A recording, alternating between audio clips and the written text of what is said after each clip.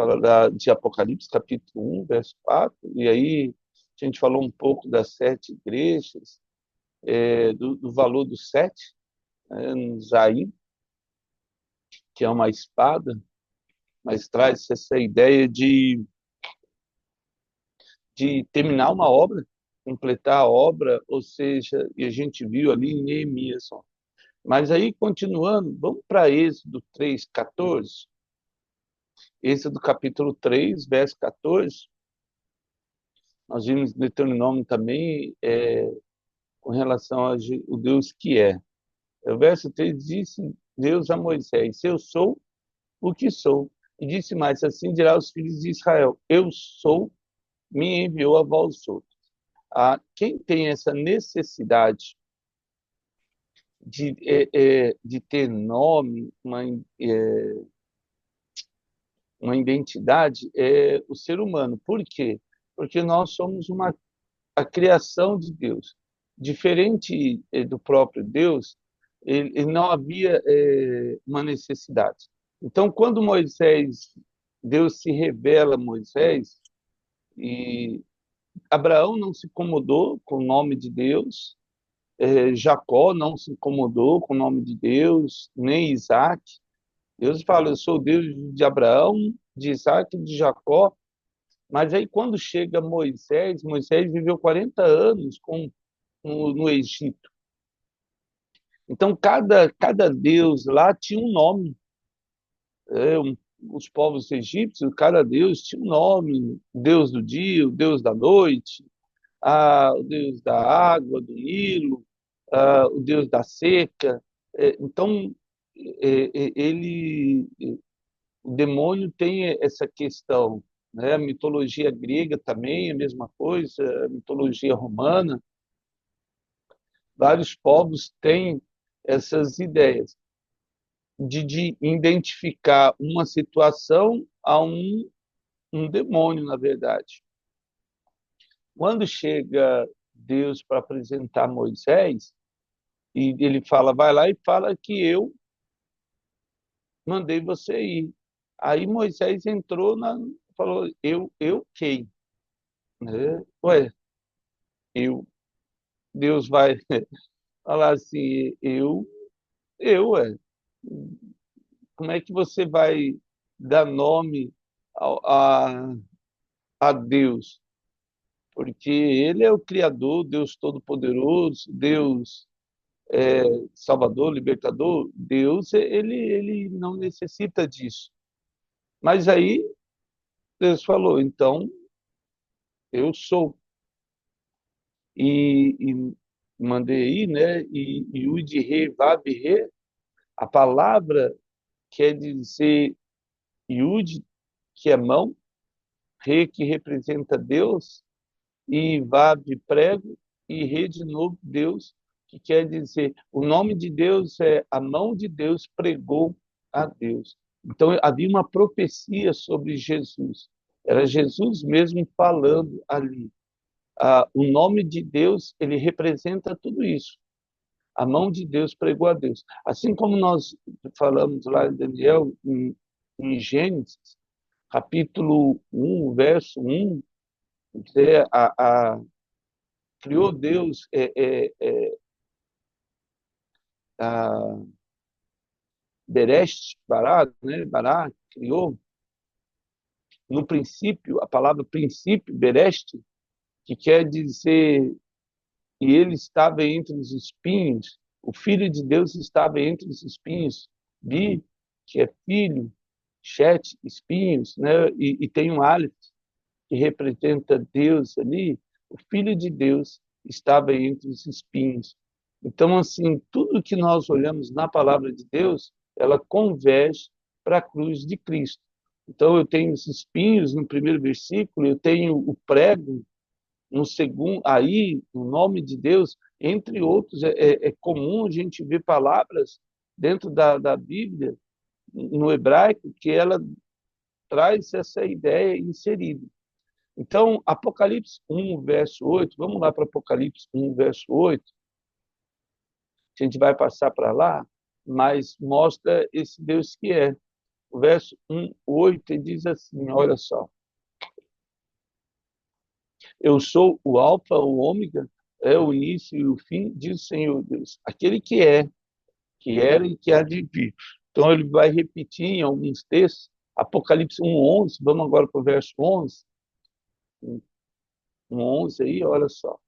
O que vê, escreve em livro e manda 7 igrejas.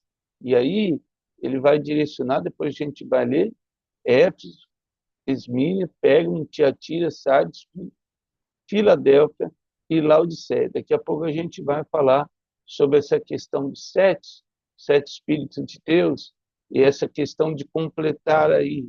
Hebreus 1:13, voltando aí, Hebreus capítulo 1, verso 3.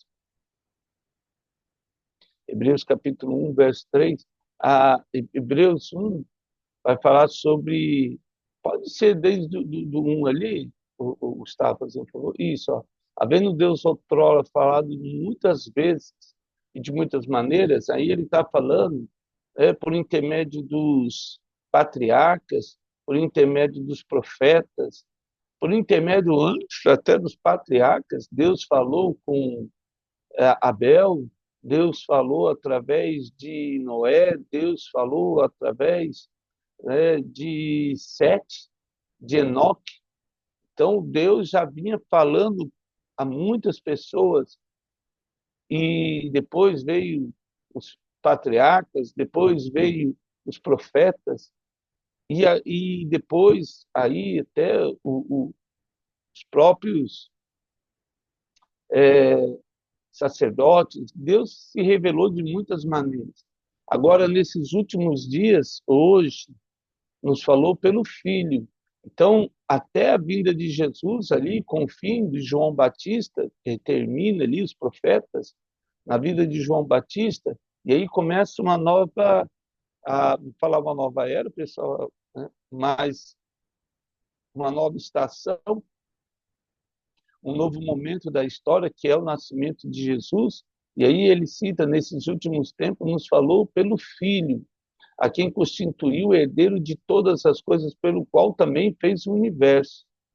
Ele é que é o resplendor da glória e a expressão exata do seu ser, sustentando todas as coisas pela palavra do seu poder.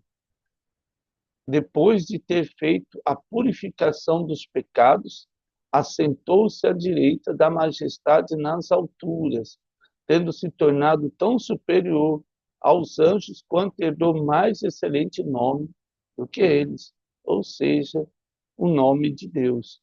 Então, assim, hoje Jesus está sentado à direita da glória de Deus, sentado à direita de Deus Pai, nas alturas, e aí se tornou superior a todo e qualquer anjo. Nós já vimos em Efésios essa questão da igreja, a multiforme graça do Senhor revelada. É muito tremendo isso aí. Então, assim, Deus sempre nos revela a sua verdade. E a cada momento da história, ele tentou, e aí a gente lembra das alianças que Deus fez com relação ao homem, várias alianças, mas no final, a parábola do fazendeiro. Então ele tinha uma vinha e mandou as pessoas, alguns cuidarem da vinha, e aí ele mandou um servo cobrar, aí espancaram o servo. Aí ele mandou outro servo, espancaram também. Aí mandou outro servo, espancaram também. E ele pensou, vou mandar meu filho, certamente vão obedecer. Aí eles foram e mataram o filho desse senhor. E aí Jesus, Deus, né, Jesus, falando a parábola, pergunta, e aí o que vai acontecer quando o dono da vinha souber que mataram o filho dele? Os próprios discípulos vão responder, ele vai mandar alguém, vai matar lá e vai colocar outros. E aí entra nós, os gentios. Então, o, os sacerdotes, Israel, era o dono cuidava da vinha do Senhor. Que o vinho traz essa questão de alegria. Sempre na palavra de Deus, o vinho traz o renovo, a alegria. E aí eles tiraram a alegria do mundo, que é tirar Jesus. E, infelizmente, por causa disso, acaba tendo essa questão do antissemitismo ter surgido em função disso. Que, na verdade, era mais uma questão de achar sempre um culpado para alguma coisa. Quando toda essa geração já ficou para trás, a palavra de Deus diz que os filhos não serão culpados pelos pecados dos pais, ou seja, né, os pais comeram uvas verdes e a boca dos filhos embotaram. Jeremias vai falar isso. Lógico que isso Deus já falou, não quer mais isso, não existe mais isso. Então, assim, o diabo traz, ele gosta disso, de trazer sempre à tona o pecado na vida das pessoas. João capítulo 1, verso 1, voltando aí, então a gente vê quem era, João capítulo 1, verso 1. Ó, no princípio era o verbo, e o verbo estava com Deus, e o verbo era Deus. E aí, de ser e existir. Ele estava no princípio com Deus. Todas as coisas foram criadas, foram feitas por intermédio dele. E sem ele, nada que foi feito se fez. A vida estava nele, e a vida era a luz dos homens. Então, assim, a luz, lógico, vai resplandecer sobre as trevas e não prevalecerão contra ela. Então, no princípio era o verbo, a palavra, e aí toda hora a gente vê, e Deus diz, é, é, a palavra de Deus é o Senhor Jesus, é a obra, ele soprou a palavra do Senhor, e o universo foi desenrolado, aí que a ciência chama de Big Bang, disse Deus. É, então, quando na física que a gente aprende, né, então, assim, a velocidade como é que diz lá, a energia liberada, a gente falou isso aí, e disse Deus, energia mais velocidade é igual a massa. Então, porque ela vai desenrolando e ela vai se desenvolvendo e o universo foi criando. A energia liberada por Deus foi tão grande e tão poderosa e rápida que ela desencadeou o universo. Então, pela palavra de Deus, tudo foi feito. E, lógico, aquele que há de vir. Efésios 1, 23, vamos lá para Efésios 1, 23. Então, Cristo, ele era, e isso é bem legal, porque quando ele fala, né, no verso 4, né, daquele que é, ele começa, e João tem esse cuidado, quando ele fala assim, ó, ele é, ele era e há de vir.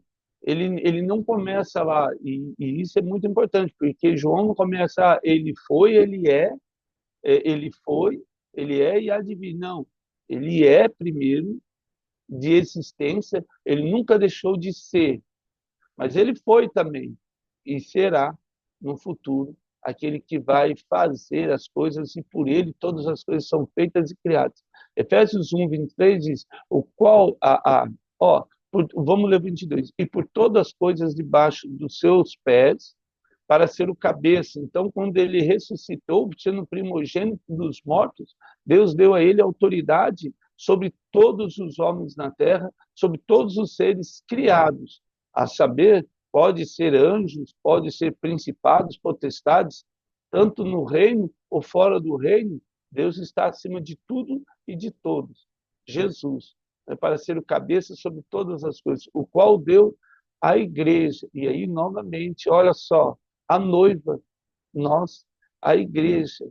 Então, sobre todas as coisas, o deu à igreja. O que é isso? Um presente de Deus para Jesus é a noiva, é a igreja, o qual ao seu corpo a plenitude daquele que a tudo enche em todas as coisas.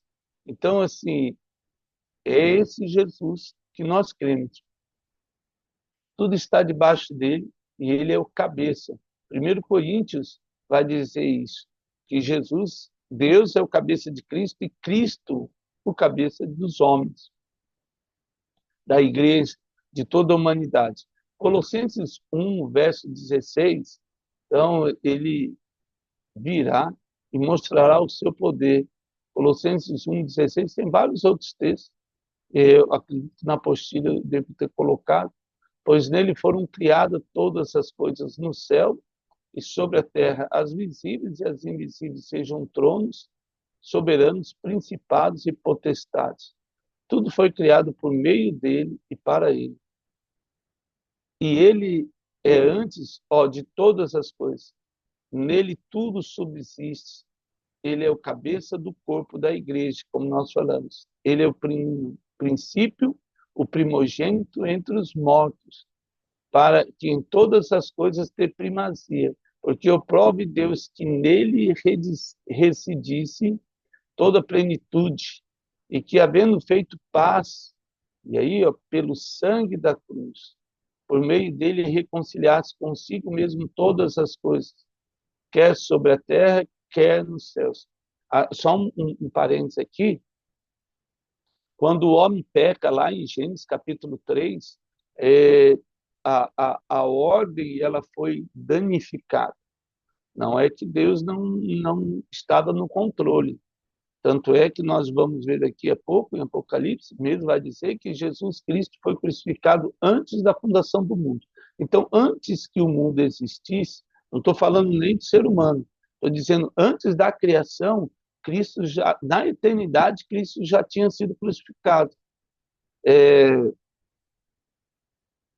Estava no plano de Deus a cruz de Cristo, porque nós vamos descobrir em breve. Porque assim,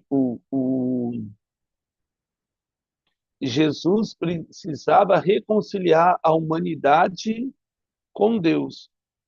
Então, para reconciliar, precisava. Deus estipulou um preço pelo pecado que só ele poderia pagar. Aqui, depois a gente vai tratar um pouquinho mais sobre isso, porque é assim, quando Deus coloca um preço pelo pecado que só ele pode pagar, a humanidade, em algum momento da história, certamente ela ia se desviar do caminho do Senhor, porque ela tem livre-arbítrio. Ela poderia escolher. Ela não tinha um corpo glorificado. A saber, toda a humanidade pecou. Romanos vai dizer isso. Não há um justo, não há um sequer. Todos pecaram e carecem da glória de Deus. Todos se desviaram. E a uns se tornaram inúteis. São como um sepulcro caiado. Não há quem entenda, não há quem busque. Não há quem busque a Deus. Todos se extraviaram da glória do Senhor. Ou seja, a humanidade ela se desviou a tal ponto que não quer saber de Deus. E Jesus veio para reconciliar, aplacar a ira de Deus. A ira de Deus está sobre a maldade do homem. E aí Jesus reconcilia de novo a humanidade com Deus. E isso é tão tremendo.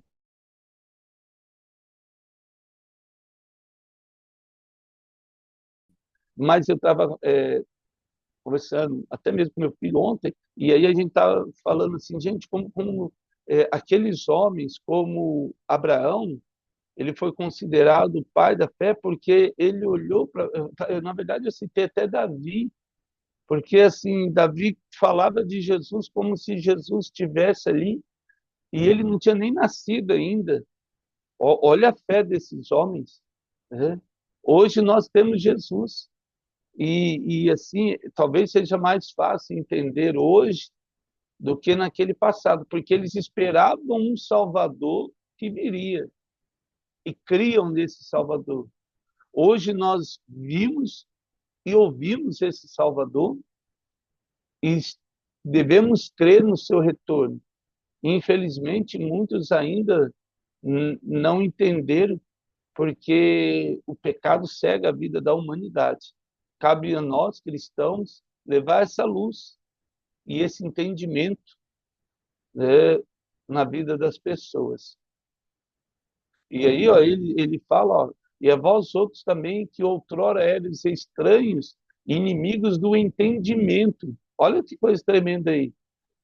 Nós éramos inimigos do entendimento pelas vossas obras, aquilo que nós fazemos. E aí, você pode citar as obras da carne, como diz lá Gálatas, capítulo 5, verso 19, e agora, porém, vos reconciliou no corpo da sua carne, em nós, mediante a sua morte, para representar-vos perante ele santos, inculpáveis e irrepreensíveis.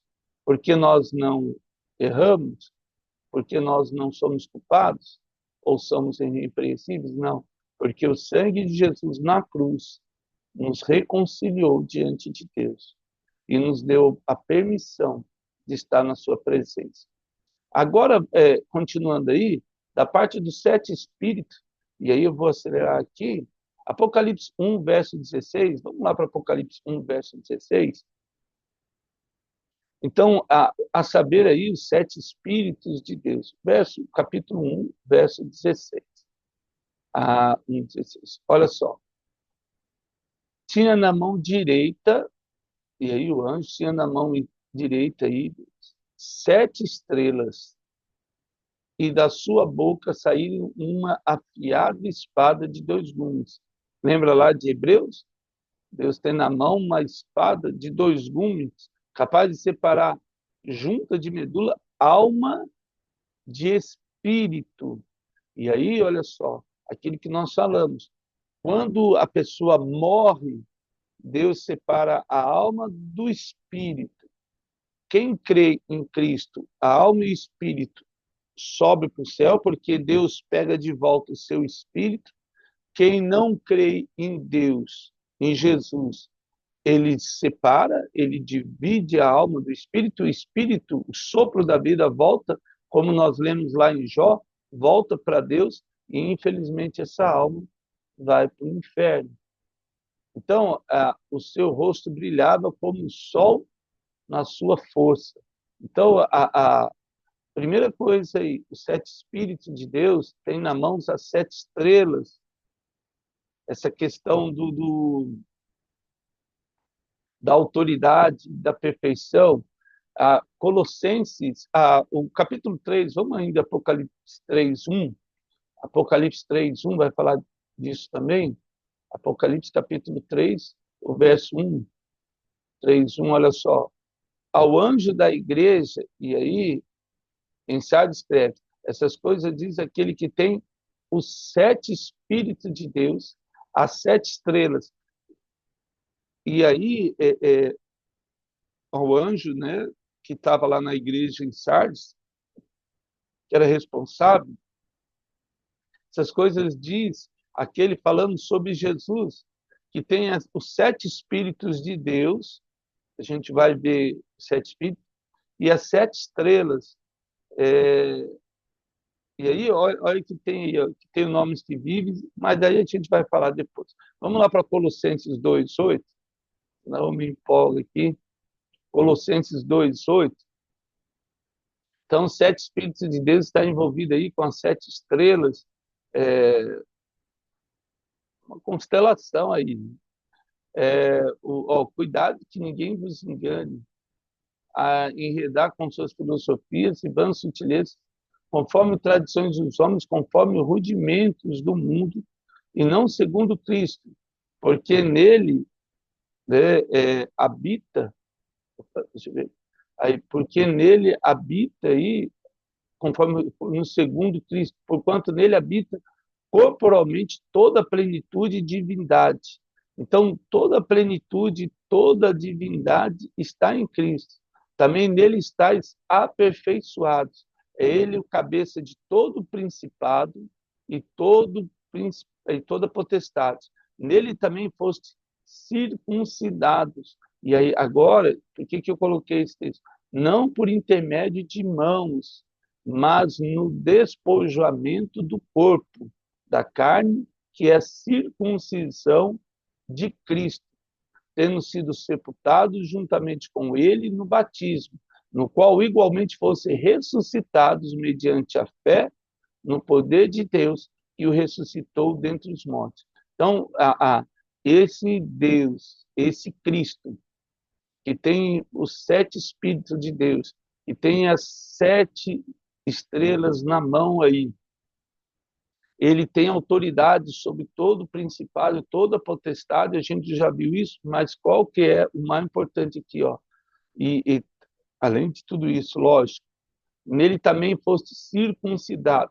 Circuncisão é quando a criança, no 8º dia de nascimento, ela é cortada lá o prepúcio dela, ou seja, ela era circuncidada, é tipo uma cirurgia de fimose, tira ali uma parte da pele, porque ali tem uma aliança de sangue no homem, na humanidade. E que Jesus faz? Quando ele chama o povo judeu, ele chama Abraão, e ele fala para Abraão, né, circuncida, a intimidade do homem com Deus. É uma aliança de sangue de uma maneira mais íntima que pode existir entre o homem e Deus, era a circuncisão.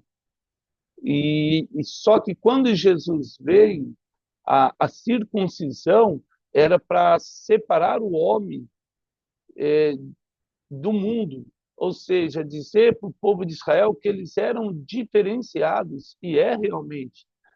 A saber, nós vimos isso a respeito das 70 semanas de Daniel. Deus tem um trato com Israel, isso é indiscutível. As 70 semanas estão para tratar com o povo de Israel e, lógico, para restaurar de novo o trono de Cristo. Sobre toda a humanidade, dizendo ali no fim das 70 semanas e, por fim, o pecado no mundo. A gente viu isso lá em Daniel. Mas nós somos a igreja, é um outro trato. Então, quando Jesus veio, essa circuncisão, ela não tem mais valor, porque era algo físico que não deu fruto. Infelizmente, o povo de Israel se desviou daquilo que Deus gostaria que ele fizesse. Por isso, ele manda Jesus. Por aqueles que o rejeitaram, aí ele vem os gentios, e a gente já leu isso aí, que Deus salva os gentios, nós, graças a Deus, por isso. Não graças a Deus por Israel ter se desviado do caminho. Lógico que não. Mas por Jesus ter olhado por nós e nos alcançado. Agora nós temos uma circuncisão através do sangue de Cristo na cruz derramado. Ou seja, não existe intimidade maior de Deus do que com Cristo. Quando Jesus fala, eu e o Pai somos um, nossa, isso aí é assim, peraí, né? Todo mundo, e nós? Essa que é a questão do pecado. A inveja, ela brota no coração, a insatisfação. O que mais devia doer no ouvido daqueles fariseus, sacerdotes, era assim, nós que ensinamos a lei, não nos consideramos íntimos de Deus, porque eles lançavam Deus não na intimidade, mas como um Deus mundano, essa era a verdade, né? Colocavam Deus assim distante, mundano no sentido de um Deus que estava lá longe no céu e aqui nós mortais nos viramos. E Deus queria intimidade. Por isso que ele fala, e Deus tabernaculizou com o homem, se tornou tabernáculo santo, ou seja, íntimo de todo ser humano. E aí nós fomos ressuscitados com ele. Então, vamos lá para Ezequiel 9:2, que dá para a gente passar. Ezequiel 9:2, falando aí dos 7 espíritos, essa intimidade de Deus entre os homens. E aí, a Ezequiel 9:2, eis que vinham da porta superior que olhava para o norte, cada um com sua arma esmagadora na mão, entre eles certo homem vestido de linho, com o estojo de escrever. A cintura entraram e se puseram junto ao altar de bronze. E aí, olha só, a glória de Deus se levantou do querubim, sobre o qual estava indo até a entrada da casa. E o Senhor clamou ao homem vestido de linho, que tinha um estojo de escrever a cintura, e lhe disse: passa pelo meio da cidade, pelo meio de Jerusalém, e marca com um sinal a testa dos homens que suspiram e gemem por causa de todas as abominações que se cometem no meio dela. Então, eu tinha 6 homens e mais um, ou seja, 7, ou 7 espíritos. Parece 7, alguns dizem 7 arcanjos, que vem e faz essa obra aí. Aos outros diz: ouvindo eu, passei pela cidade após ele, e sem que vossos olhos poupem, e sem que vos compadeçais, matai. Matai a velhos e a moços e a bichos, as crianças e as mulheres, até exterminados. Mas a todo homem que tiver o sinal, não vos cheguei. Começai pelo meu santuário.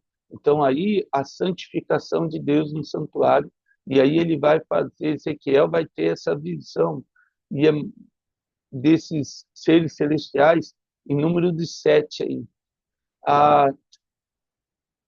Não vai dar para ler o resto aqui, mas amanhã não, segunda-feira a gente continua. É sobre os 7 Espíritos de Deus e essa questão da percepção do poder de Deus sobre a humanidade através da sua perfeição. Amém? Que Deus nos oriente nessa semana, nesse final de semana, tudo aquilo que Ele deseja de nós. Ó Pai, eu quero agradecer pelo tempo juntos que o Senhor nos dá para ler a Tua palavra. Sabemos que existem tantas coisas que o Senhor revelou a nós e tem revelado a sua igreja, ó Pai. Que a noiva esteja atenta a ouvir e entender a Tua palavra e que possamos fazer diferença nesse mundo, ser luz nesse mundo. Nos ajude, ó Deus, a levar, ó Pai, a Tua palavra a toda e qualquer criatura nesse planeta, em nome de Jesus. Que Seu Evangelho seja pregado em todas as vidas, ó Pai, para que elas venham, ó Deus, ser transformadas pelo poder da palavra do nome de Jesus. Incita o nosso coração a testemunhar do Teu Evangelho. É que eu lhe peço em nome de Jesus. Amém. Amados, obrigado por estarmos juntos. Que Deus abençoe aí a nossa vida nesse dia, em nome de Jesus.